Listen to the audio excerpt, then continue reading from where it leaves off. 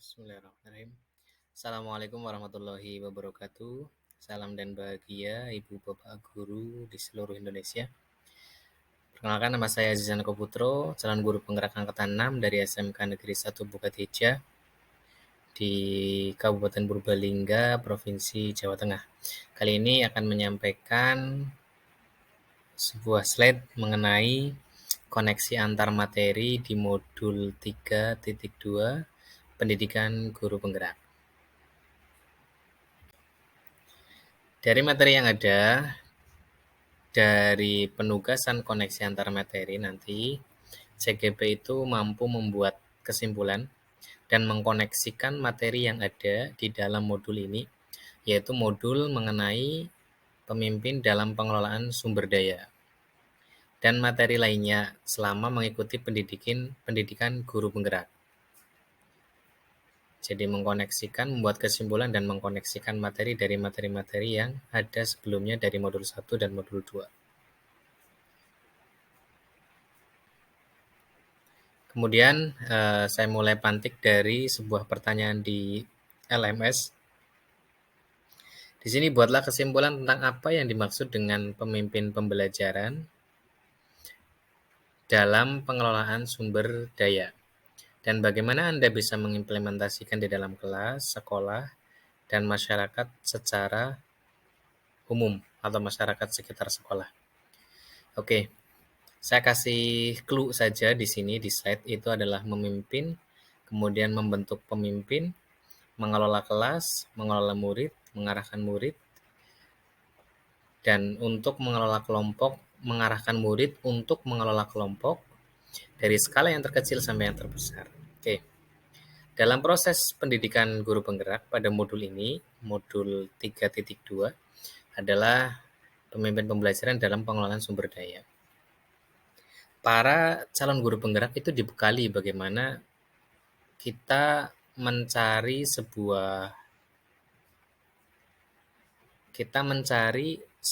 aset, kita mencari sebuah nilai kelebihan yang ada di dalam pembelajaran, baik dari kelas sekitar, kemudian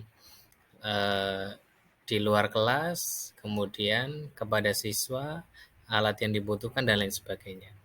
Itu dianalisis, kemudian kita memang menentukan mana yang bisa dikatakan itu adalah sebuah aset, begitu.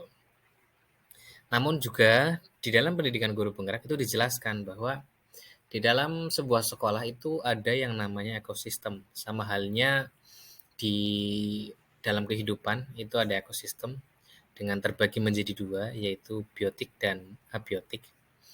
Di mana biotik itu adalah yang hidup ya, makhluk hidup.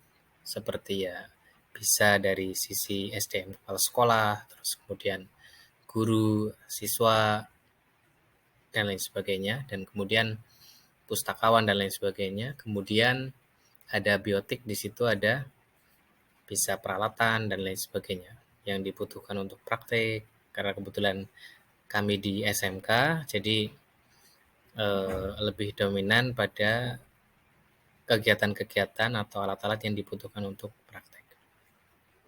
Dan kemudian bagaimana memimpinnya? Di sini bagaimana kita menciptakan seorang pemimpin. Kita coba dalam sisi implementasinya itu adalah mengenai bagaimana kita membentuk kelompok secara heterogen kepada siswa. Kemudian dari kelompok kecil tersebut itu kita latih bagaimana kelompok kecil itu menerima sebuah tanggung jawab dan menerima sebuah proyek untuk diselesaikan diselesaikan oleh satu kelompok tersebut. Bagaimana pengelolaannya? Itu dicoba untuk menentukan siapa yang akan memimpin, begitu. Pemimpin dalam pembelajaran. Dan kemudian kita juga dibekali sebagai calon guru penggerak, bagaimana kita juga bisa menganalisis mengenai aset-aset yang sudah ditentukan atau aset-aset yang tentunya dalam pengelolaan sekolah itu sangat berkaitan gitu ya. Ada 7 aset yang perlu kita pahami, yang perlu kita dalami supaya kita dapat menentukan sebuah solusi, menentukan sebuah visi yang berbasis pada aset, ya. Inquiry apresiatif. Aset yang pertama itu adalah mengenai manusia, di mana manusia di sini adalah SDM yang ada di dalam sekolah, baik dari struktur tertinggi di dalam sekolahan, ada kepala sekolah, ada kepala tata usaha, kemudian bawahnya ada guru, ada staf, ada wakil kepala sekolah, kemudian ada stafnya, kemudian ada di bidang unit-unit masing-masing. Ya, di situ yang memang harus coba kita analisis apakah para orang tersebut atau manusia tersebut sudah tepat ditempatkan di posisi yang tepat sesuai dengan kemampuan dan potensinya begitu. Kemudian ada kemampuan sosial di mana kita berdiskusi dalam ruang kolaborasi bahwa sosial di sini kita dekat dengan masyarakat, kita coba dekat juga dengan aktivitas-aktivitas murid yang posisinya nantinya kecenderungan kita akan melakukan aktivitas sosial begitu, baik dari organisasi maupun sosial sekolah secara umum kepada masyarakat secara umum. Kemudian berikutnya itu adalah politik, di mana politik di sini kita bisa kaitkan dengan barangkali ada regulasi baru mengenai ketentuan, mengenai kebijakan dan lain sebagainya. Kita cepat akan lebih beradaptasi, ya, bagaimana kita mengelola atau merespon dari keputusan-keputusan yang ada. Dan kemudian ada agama dan kebudayaan, di mana kita SMK Negeri 1 Bukateja berada di dataran rendah dan kemudian di wilayah Jawa, ya, dengan posisi adat yang masing-masing berbeda. Cuma kalau melihat dari sisi lokasi, memang tepatnya bisa dikatakan lumayan di kota begitu, di dekat dengan jalan raya, sehingga arus informasinya pun lebih cepat atau lebih cepat diakses begitu. Yang kemudian di sini ada fisik. Fisik bisa berubah dengan bangunan dan lain sebagainya. Ada gedung apa yang digunakan untuk para siswa tentunya dan untuk memenuhi kebutuhan-kebutuhan siswa di masing-masing jurusan. Kemudian ada lingkungan, lingkungannya mendukung, baik lingkungan sekolah secara secara sumber daya alam dan juga lingkungan masyarakat secara sumber daya manusia yang ada di lingkungan di SMK Negeri 1 Bukateja. Yang terakhir mengenai finansial, yang ketujuh itu finansial, di mana finansial ini dikelola oleh sekolah dan tentunya ketika menghasilkan keputusan-keputusan yang baik pastinya didasarkan dari analisis yang tepat juga menentukan anggaran yang akan digunakan nantinya. Seperti itu. Jadi membentuk pemimpin di sini tercampurkan, ya, di mana kepemimpinan di dalam sekolah, kemudian kepemimpinan di dalam kelas. Di dalam kelas, penerapannya di dalam kelas dan penerapannya juga di luar kelas. Dengan kecenderungan atau didominasi pada aktivitas guru yang disesuaikan dengan kebutuhan murid yang ditujukan untuk kemampuan meningkatkan kompetensi dari para murid tersebut dalam memimpin dirinya sendiri, ya, berlatih memimpin dirinya sendiri dan juga berlatih memimpin kelompok dan memutuskan apa-apa yang menjadi tanggung jawab kelompok. Terus kemudian jelaskan dan berikan contoh bagaimana hubungan pengelolaan sumber daya yang tepat akan membantu proses pembelajaran murid yang lebih berkualitas. Oke. Mengenai hal tersebut, itu saya sudah sebutkan di slide sebelumnya mengenai analisis kekuatan atau aset. Di mana ada 7 aset, baik manusia, sosial, politik, kemudian agama dan kebudayaan, kemudian lingkungan dan finansial, dan kemudian ada fisik. Dari model kekuatan aset ini coba kita kolaborasikan, coba kita analisis, ya, analisis mana yang paling mungkin kita terapkan, mana yang paling mungkin untuk kita hubungkan di dalam pembelajaran di dalam kelas maupun di luar kelas berupa praktek. Oke, hubungan pengelolaannya adalah jelas. Ketika berbicara dengan finansial, maka berbicara bagaimana siswa itu dapat praktek dengan lancar. Maka harus disesuaikan dengan kebutuhan yang ada. Baik, saya lanjutkan.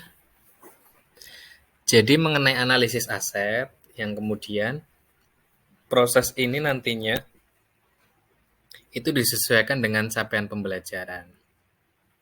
Contoh tadi mengenai finansial. Bagaimana finansial ini? Finansial ini dikelola untuk memenuhi kebutuhan praktek para murid. Yang kemudian di sini ada mengenai agama, misal agama, sosial, lingkungan, dan lain sebagainya. Ada fisik juga. Kayak ketika salah satunya finansial tadi, terus kemudian ketika lingkungan, kita berbicara sekolah menengah kejuruan, maka kita berbicara tentang proyek yang harus kita tuntaskan atau proyek yang kita masukkan dalam pembelajaran atau PJBL ya. Project Based Learning yang fokusnya adalah bagaimana kita bisa memproduksi baik barang maupun jasa yang itu juga berkaitan dengan lingkungan yang ada di sekitar. Maka kita bisa memaksimalkan informasi-informasi mulai menumbuhkan bagaimana lingkungan itu percaya kepada kita di SMK Negeri 1 Bukateja untuk melakukan atau menerima order barang dan jasa tersebut. Dan ini sangat penting. Yang kemudian ada politik dan sosial dan kemudian fisik. Ini semuanya jelas berkaitan sekali bagaimana kita bisa merespon itu semuanya dalam proses pembelajaran. Dan kemudian ada agama dan kebudayaan, tentunya ini sangat dibutuhkan untuk mengembalikan atau memberikan tiang atau benteng kepada para murid ketika berbicara tentang agama. Kita membekali agama dan kemudian kebudayaan tentang mungkin kita bisa serap dari budaya-budaya industri di luar, coba kita terapkan di dalam sekolah.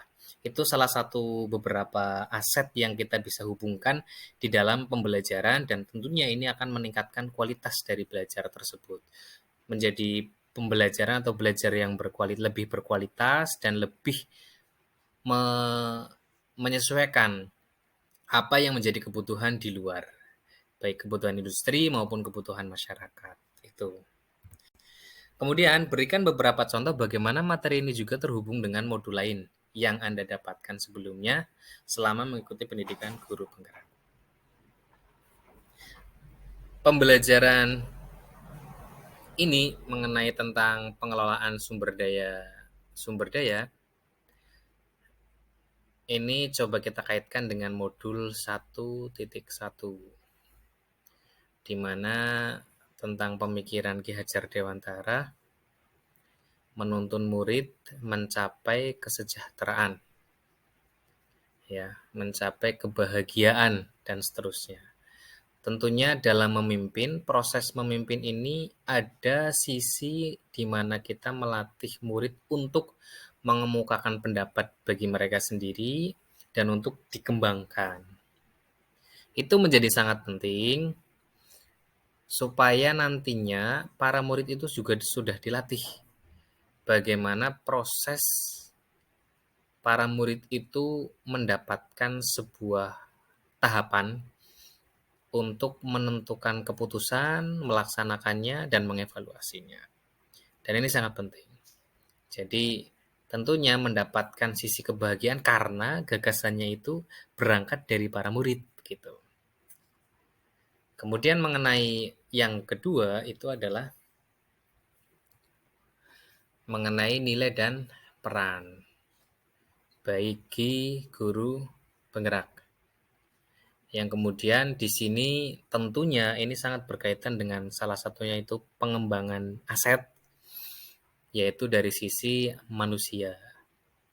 Pengembangan aset di sini dari sisi manusia yang kemudian terus terupdatekan, terus terremajakan ilmu-ilmu pengetahuan yang baru dan kemudian dilaksanakan atau dilakukan begitu kepada para guru-guru di sekolah kami.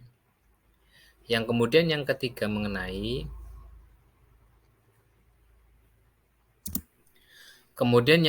itu adalah mengenai visi guru penggerak. Di sini tentunya sangat terhubung sekali ya, di mana posisi memimpin dan mengelola sumber daya itu juga bagian dari bagaimana kita menentukan visi juga. Hal-hal tersebut, pengelolaan sumber daya itu juga bagian dari keterkaitan antara menentukan visi, melaksanakan visi dan misi tersebut. Dan ini sangat berkaitan dengan SDM juga dan aset yang telah ada, di mana dalam visi guru penggerak itu ada mengenai inquiry apresiatif, di mana kita terfokuskan bukan menentukan visi itu bukan dari masalah-masalah yang ada, tapi kita menentukan dari aset-aset yang ada yang kemudian kita kembangkan atau kita coba kembangkan potensi atau mungkin aset tersebut menjadi sebuah kekuatan bagi kita sebagai sekolah kayak gitu. Sekolah untuk memaksimalkan 7 aset tadi. Dan ini sangat berkaitan juga mengenai eh, visi dari sekolah dan visi dari guru penggerak dan seterusnya begitu. Kemudian yang selanjutnya itu adalah mengenai keterkaitan dengan budaya positif, di mana proses proses dalam proses modul ini 3.2 ini pengelolaan sumber daya itu tentunya tidak ada yang berkeinginan untuk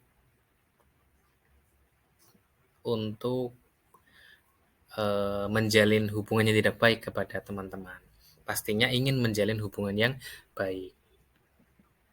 Dan di sini terjadi juga dalam pengelolaan sumber daya manusianya. Jadi yang di sini menjadi sangat penting untuk selalu menerapkan budaya positif di pembelajaran, di lingkungan kecil kelas, kemudian di lingkungannya lebih besar sekolah dan lingkungan masyarakat juga industri. Kemudian untuk yang berikutnya mengenai modul yang kedua, yang pembelajaran yang terus berpihak kepada murid, di mana pembelajaran ini berkaitan dengan, ini modul yang kedua maksudnya, pembelajaran yang terus berpihak kepada murid, dengan modul 2.1-nya itu mengenai pembelajaran berdiferensiasi, dan yang kedua itu mengenai pembelajaran sosial emosional, dan yang ketiga mengenai coaching supervisi akademik. Dalam sisi ini tentunya ini sangat berkaitan dengan pengelolaan sumber daya manusianya, ya. Sangat berkaitan erat dengan sumber daya manusia, bagaimana modul ini bisa diterapkan dalam pengelolaan seorang guru menjadi pemimpin pembelajaran dan juga para siswa yang berlatih juga untuk menjadi pemimpin pembelajaran bagi mereka sendiri. Yang kemudian pembelajaran sosial emosional ini dan pembelajaran berdiferensiasi sudah mulai harus diterapkan di masing-masing sekolah, yang kemudian ini menjadi sangat penting karena ini bagian dari aset, manakala aset ini pengetahuan mengenai pembelajaran berdiferensiasi sosial emosional dan coaching supervisi akademik ini diterapkan dan dikelola, itu akan meningkatkan sisi aset pada sumber daya manusianya, baik sumber daya manusianya, terus kemudian fisiknya, finansialnya, lingkungan, dan lain sebagainya. Itu yang sangat terhubung juga. Titik hubungnya itu adalah peningkatan sumber daya atau aset tersebut dalam pengelolaan yang sangat bijak dan pengelolaan yang sangat tepat. Kemudian yang ketiga itu mengenai modul yang ketiga, pemimpin pembelajaran di sekolah ya. Ada bagaimana kita dilatih untuk mengambil keputusan berbasis nilai-nilai kebajikan seorang pemimpin. Dan kemudian ada pengelolaan sumber daya. Lah, modul yang ini yang sedang kita jalani, baik dari pengelolaan sumber daya maupun bagaimana seorang pemimpin itu memutuskan berdasarkan nilai-nilai kebajikan seorang pemimpin. Ini sangat penting di mana proses ini ya proses mengenai pemimpin dalam pengelolaan sumber daya ini menjadi utama yang tentunya itu kembali lagi kepada kebutuhan para murid semuanya. Kebutuhan para murid yang kita tangkap, yang kemudian kita kelola, yang kemudian kita kaitkan dengan aset-aset yang kita punyai, dan kemudian kembali lagi semuanya untuk para murid. Dan itu menjadi garis besar, garis tebal kita bagaimana memahami modul ini dan bagaimana kita memahami guru pendidikan guru penggerak dari proses modul 1 sampai dengan proses modul yang terakhir ini ya, dengan proses tadi. Itu yang bisa disampaikan dalam proses contoh ya, salah satu beberapa banyak contoh tadi sudah disebutkan antara keterkaitan materi yang berhubung dengan banyak modul yang ada di pendidikan guru penggerak. Oke. Terus kemudian yang terakhir, ceritakan dan lalu bagaimana hubungan antara sebelum dan sesudah Anda mengikuti modul ini serta pemikiran apa yang Oke, yang saya alami, yang terjadi itu adalah perubahan dari pemikiran baik sebelum maupun sesudah. Artinya, sebelum mengetahui modul ini, yang cukup kita ketahui itu adalah bagaimana kita mengelola sebuah aset itu hanya sebatas pengelolaan dan sepengetahuan kita. Pengetahuan apakah itu termasuk aset ataukah itu termasuk hal yang mungkin malah tidak bermanfaat untuk murid begitu. Kita belum bisa membedakan itu sehingga saat proses pendidikan ini kita diberi pengetahuan mengenai sebuah analogi ekosistem ya, biotik dan abiotik yang kemudian kita dipahamkan juga mengenai aset yang ada atau 7 aset yang perlu kita ketahui dalam pengelolaan sumber daya. Dari aset ini kita pahami, oh ternyata guru SDM itu bagian dari aset. PR kita adalah ketika sebagai seorang pemimpin adalah guru yang seperti apa yang bisa dikatakan sebagai aset gitu. Kan begitu. Guru yang seperti apa yang akan menjadikan sekolah kita itu benar-benar aset. Guru yang terus berpihak kepada murid atas perkembangannya dan secara tulus dan memberikan tauladan kepada murid dan kepada dirinya sendiri dan kepada lingkungan masyarakat tentunya. Yang kemudian dari banyak aset yang ada ya mengenai manusia, sosial, politik, agama dan kebudayaan, kemudian fisik, lingkungan dan finansial, dari ketujuh aset tersebut kita telah merangkum, kita telah mengetahui bagaimana 7 hal tersebut itu dikelola dengan maksimal dan kemudian dengan pengetahuan kita juga kita harus mampu juga dan berlatih bagaimana kita bisa memutuskan sebuah keputusan yang tepat dalam proses pendidikan atau di dalam proses dunia pendidikan. Terus kemudian apa yang saya peroleh ya, salah satunya kebetulan sedang mengelola sebuah jurusan begitu, yang saya rasakan memang akhirnya, oh ternyata ini bisa dikategorikan aset, asetnya adalah ini, asetnya adalah ini, asetnya adalah ini, kategorinya ini, misal kayak gitu, yang kemudian nanti kita akan bisa optimalkan. Dan di sini tentunya kita lebih hati-hati bagaimana diri seorang pemimpin mengelola diri dan mengelola SDM atau mengelola aset yang ada. Dan aset ini menjadi sangat penting dalam proses majunya sebuah sekolah atau lembaga pendidikan. Terus komunikasikan hal kesimpulan tersebut dan unggahlah di LMS. Oke, izin saya menggunakan media audio dan video karena ini yang ada di dalam pemikiran saya, yang kemudian tidak tidak menggunakan pakai lama ya, tidak lama, kita sharekan dengan audio yang ada. Semoga ini bermanfaat dan juga jelas. Dan tentunya antara soal yang ada itu sudah terjawab semuanya karena memang realnya adalah seperti itu. Itu mungkin terima kasih dari saya. Salam dan bahagia tentunya bagi para seluruh Bapak Ibu guru di seluruh Indonesia, dan kepada para calon guru penggerak, tetap semangat di modul-modul terakhir ini untuk tetap semangat dan menyerap modul-modul sebelumnya dalam proses terus mengembangkan di dalam pendidikan di Indonesia, khususnya pendidikan atau pembelajaran di dalam kelas, bagaimana kita mengelola kelas dan bagaimana kita mengelola para murid semuanya. Terima kasih, kurang lebihnya mohon maaf. Saya akhiri, Assalamualaikum warahmatullahi wabarakatuh.